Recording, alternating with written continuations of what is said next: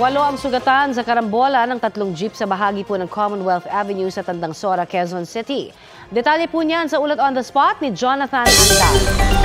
Jonathan? Jeep na nagkabanggaan dito sa may Tandang Sora sa Commonwealth Avenue. Matinding traffic ang idinulot ng aksidente niyan kanina. Ang nangyari, bumangga sa dalawang jeep ang isang jeep na nawalan umano ng preno habang binabaybay ang Commonwealth Avenue na papuntang Fairview.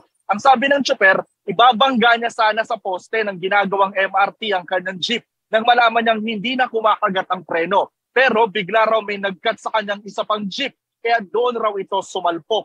Napataob ang nabanggang jeep at nabangga din nila ang isa pang jeep na nag-aantay naman ng mga pasahero. Sabi ng mga pasahero, hindi naman mabilis ang takbo ng kanilang jeep pero natakot raw sila nang biglang sumigaw ang tsoper na wala na silang preno. Ang pasaherong si Alfred halos matuklap raw ang kuko matapos maipit at matapunan pa ng langis ang binte. Nagpasugod siya sa ospital dahil sa iniindang pananakit ng tagiliran.